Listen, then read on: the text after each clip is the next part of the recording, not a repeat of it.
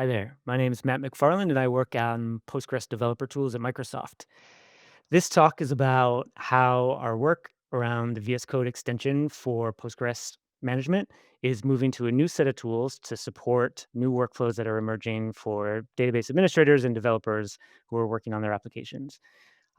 Please check out this talk if you are interested in AI enabled workflows and managing your Postgres database with them. All right, so let's dig into a little bit more about what Postgres tooling across AI editors and agents mean. Um, Around a year ago, we launched a VS Code extension for Postgres around this conference, actually. And that was a practical choice for us because that's where many developers are already spending their day writing code, debugging, managing their applications. And our goal has always been to take and make useful and high quality Postgres tools and bring them where developers and DBAs are doing their work. Since then, that past year, the extension has grown to over 500,000 installs, and we've been able to get a lot of great feedback about what's been working well, what hasn't, and more importantly, where folks want to see these tools moving to.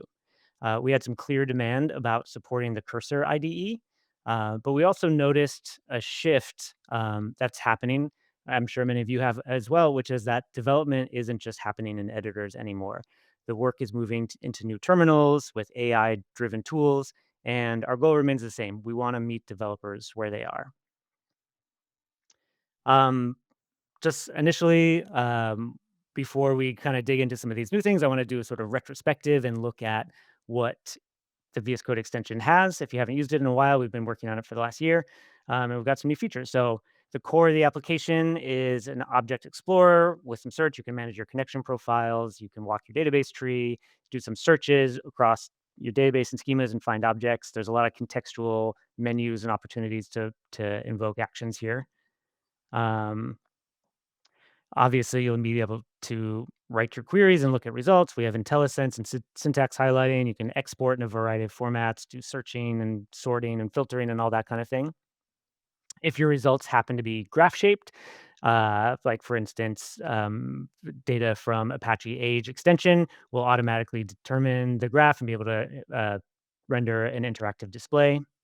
For your explain analyze output, we have a query plan visualizer. So this can read your plan, come up with a number of visualizations to help you really dial into the expensive parts of your query, see where it's underperforming, and get node by node details about what's going on.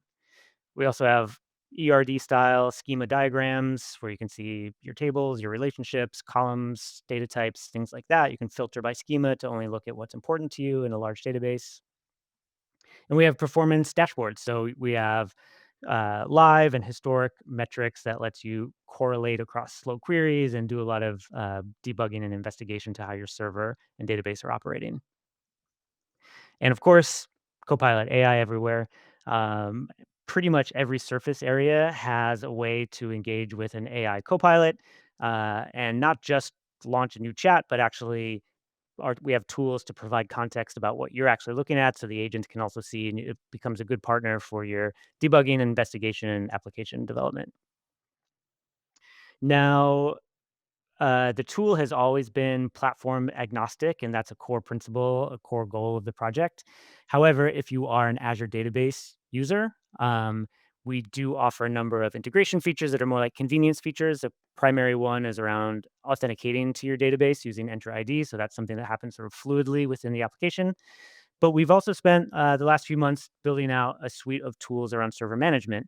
And these are things that you would typically bounce out to the portal to or have to go to a separate CLI to manage. And now you can do directly within the VS Code editor.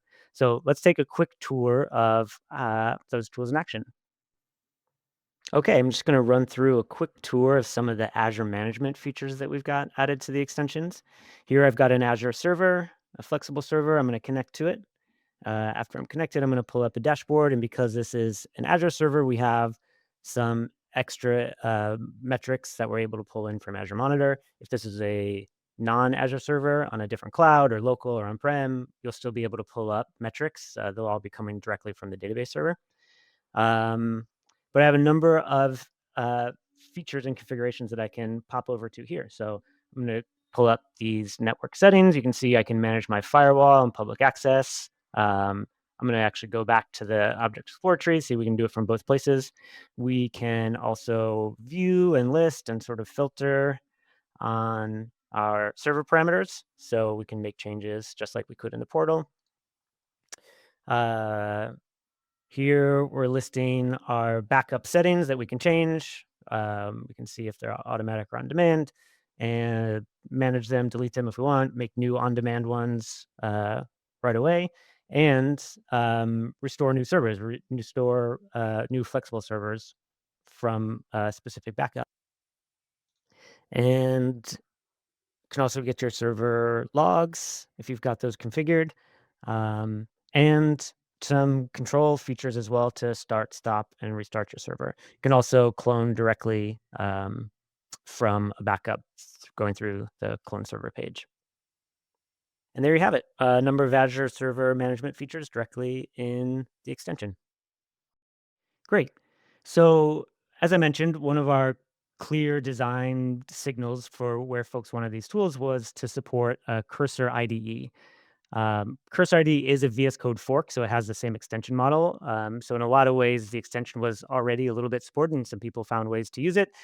We've been working towards a fully officially supported uh, deployable extension within Cursor, and this includes all of the Azure and Entra integration points, and also integration into the agent experience that's not Copilot within Cursor. And I just want to point out that Cursor just recently launched V3. It includes a agent-focused app. This has an entirely different an entirely different extension model. So we're still kind of looking for what our integration approach is going to be there. So yeah, the next demo, we're going to take a look at Cursor. We'll see the extension running inside of the IDE and see all the features that you can use. So here's Cursor Classic, and you can see there's the familiar sidebar with the Object Explorer in it, listing all of your connections. You can browse connections, walk the database tree, use the search functionality, so you can find database objects throughout large schemas or databases that have many schemas. Here I'm going to pull up this orders table in a little shop demo I have and open up another new feature of object properties. So this will work on any type of database object that you have in the database. A header row up there has some sort of highlight information. Um, it lets you reanalyze the table directly from there if you want to update some estimates or statistics. It has a full definition SQL, so you can look at how this object was created, and it breaks down all sorts of constraints and indexes and gives you a couple different lenses to look at the details for those. Additionally, we surface all of the security information. So if you have specific grants, those are listed with the grantees and grantors, the SQL for it. You can open it up in the query editor. You can browse what dependents and dependencies there are for this object. If there's things like row level security, that'll be surfaced here as well. And you can sort of link in and link through to different database objects and get all the information you need from it. So this is working across VS Code and Cursor. Obviously, you'll need to be able to run queries. So the same kind of query editor and query results interface exists across Cursor that you get in VS Code. We do have support for one of our newer features in both products, which is a visualizer for query plans. So running any query, you can opt in to generate a query plan, select some parameters, and you get this really nicely rendered graph with some color highlights identifying high cost areas of your query plan. I made a particularly complex one just to kind of showcase some of the UI that we have around it. There's a bunch of adjustments you can make to the layout and also to the rendering to help you sort of hone in on particular issues that you're concerned about.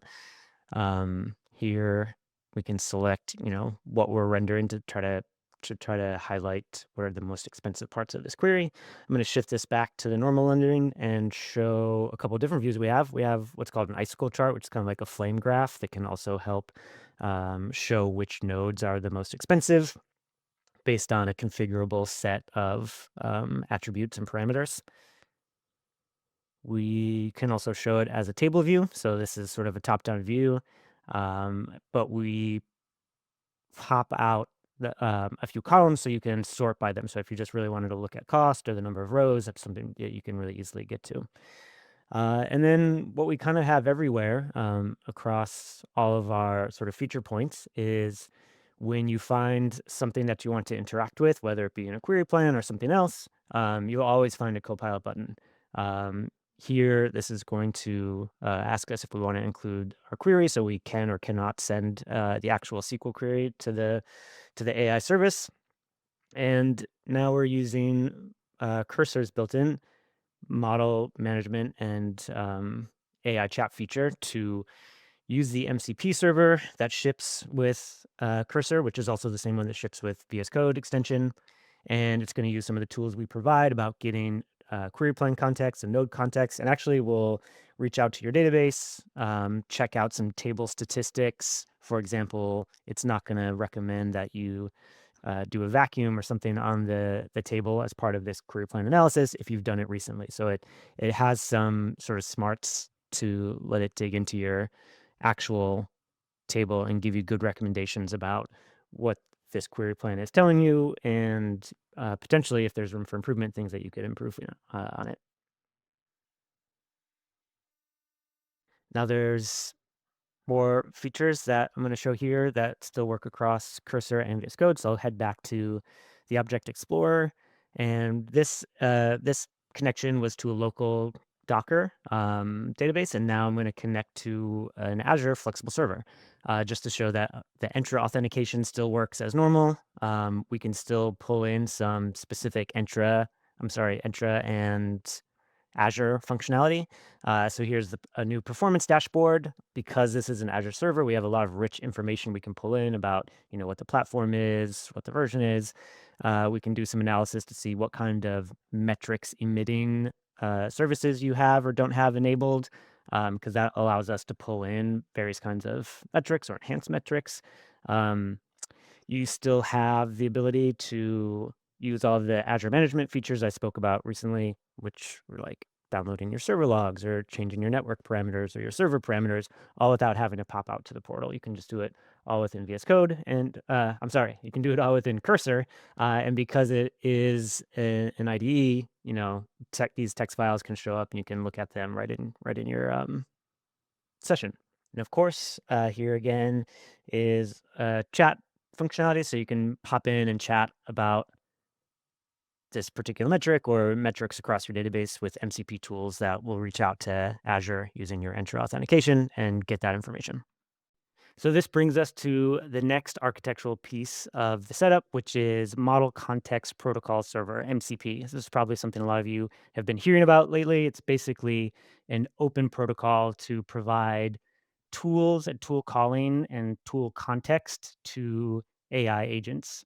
Um, Previously, with the VS Code extension, we had built into some VS Code specific tooling, but obviously that locked us into that specific host.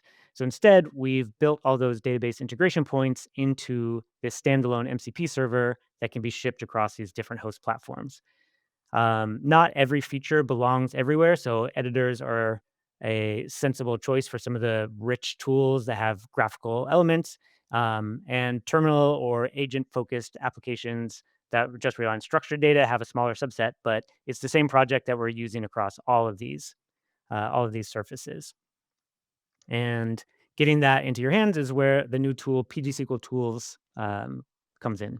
So pgsql-tools, it packages standalone MCP servers with a number of utility functionality like creating and managing connection profiles, keeping connection credentials out of config files and in secure OS, keyring supported formats, uh, registering the MCP server and running it with your particular agent harness. And this is basically how we complete the circle and provide the same functionality to these new CLI-based agent apps. And the next demo, I'm going to show you how to get that set up and run through it with the Copilot CLI. So we're going to start off by showing that the pgsql-tools CLI is installed. I'm just going to check the version here. That'll be a different version when you're using it. And the first thing that I'm going to want to do is add a connection to my connection profiles. Now, keep in mind that these are different connection profiles than what you may have added in Cursor or VS Code extension.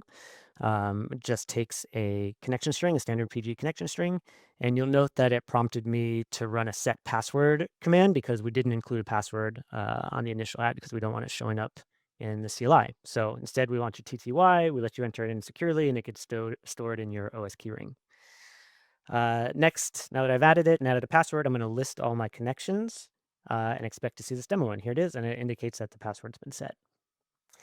Now, the next thing I want to do is register an MCP server with Copilot. So really that just edits the configuration for Copilot to let it know that this MCP exists, and that gives it access to the connection profile and the tools that we're going to explore right now. So let me launch Copilot here. It loads the MCP servers, and without giving it too much context, I can just go ahead and give it a natural language question. What Postgres connections do I have? It'll see the servers, it'll see some of the indicators and find the right tool, which is pgsql list connection profiles, which is right. It's going to ask me for confirmation. Do I want to use this tool? I'm going to say yes. And I'm also going to just turn off all permission requests going forward. For this demo, you may want to keep some tools on, like things that modify your database. You may want to be prompted each time it does that. You can do that. Right now, it's going to do everything YOLO. Let's ask it another question. What's on the server? So it goes ahead and uses some more tools, and it sees that I've got a couple databases and a couple schemas, which doesn't really help me understand the shape of it. So let's ask it to generate an ERD style diagram of the shop schema. It's going to think about that, make some more tool calls, and gives me a pretty nice overview of what tables are in my schema and what the columns and the constraints are on it, which is really nice. Next, maybe we'll just have it write some queries to explore the data a little bit. So what are our top 5 customers by spend?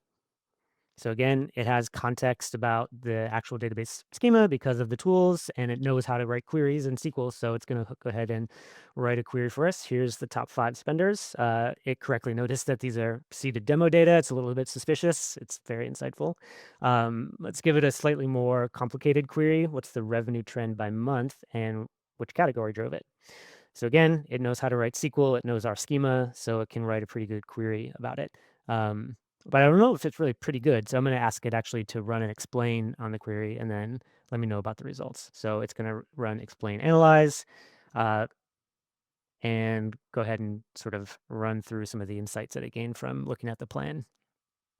It can also do it can also write and update in your database. Again, I've turned the permissions off, but typically this would use a different modify tool. I'm going to ask it to create a new view for me for VIP customers.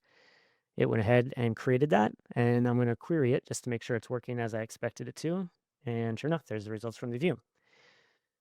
So the last thing I want to show is that this is sort of like within an agentic tool, so you can combine it into multi-step processes. So I'm going to go into plan mode, and I'm going to ask it to plan a refactor to normalize parts of my database.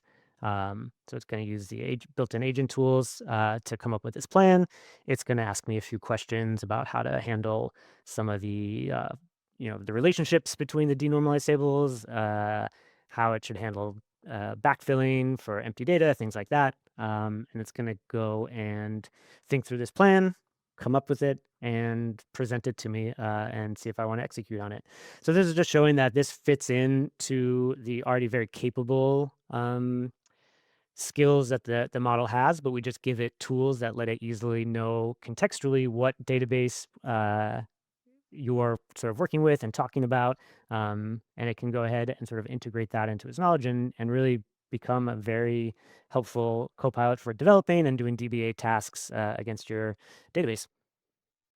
Great. So that kind of wraps up where we've started from with the VS Code extension, moved into a very similar product, Cursor, and then also into these new products around agent-driven, terminal-based applications.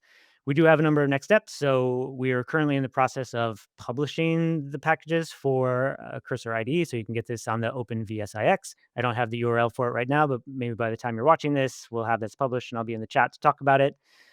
We have some packaging to do for the pgsql-tools to figure out how to distribute that through NPX and some other command line tools. And After that, we want your feedback because we want to expand into new TUIs like Codex and Claude Code and whatever the next popular AI tool is going to be. So appreciate you listening to the talk. Thank you very much. There is a URL at the bottom of this slide for our main VS Code extension project where we have a lot of information on that. And we'll also be posting information about these new tools. Thanks again.